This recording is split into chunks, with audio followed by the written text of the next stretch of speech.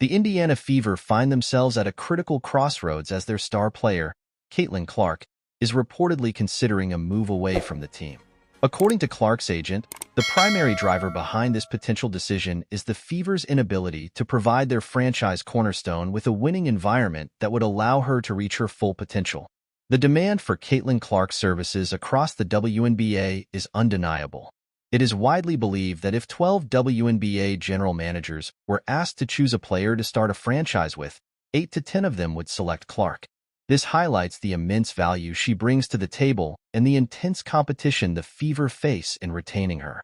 Alongside the Las Vegas Aces, the Fever are the two teams most actively pursuing Clark's services. However, the Fever's current situation presents significant challenges that could ultimately push Clark towards the exit. The team's home arena is essentially a high school gymnasium, a stark contrast to the $70 million facility the Phoenix Mercury are constructing.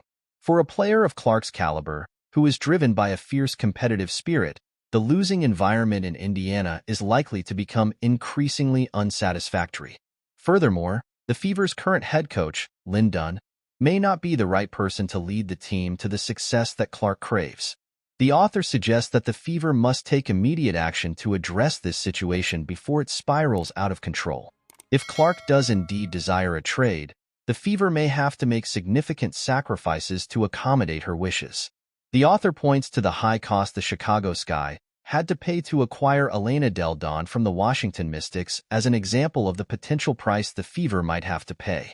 The author emphasizes that in the WNBA, free agency, rather than the draft, is the more crucial factor in building a championship-caliber roster.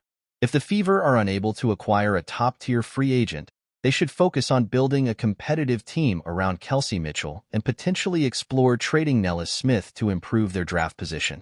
The author provides several specific suggestions for the Fever's free agency strategy. Prioritizing the signing of Sata Sabali, who the author believes is the most likely top free agent to leave her current team, should be a key focus.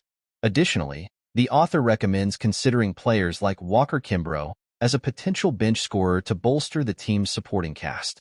Ultimately, the author stresses that the Fever must be serious about winning and making the necessary changes to retain Caitlin Clark. This may involve parting ways with head coach Christy Sides and making bold moves in free agency to construct a roster that can compete at the highest level. The Indiana Fever find themselves at a critical juncture, with Caitlin Clark's future with the team hanging in the balance.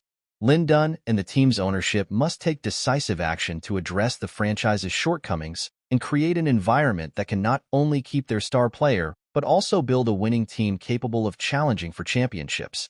The stakes are high, and the Fever's decisions in the coming months will have a profound impact on the team's long-term trajectory.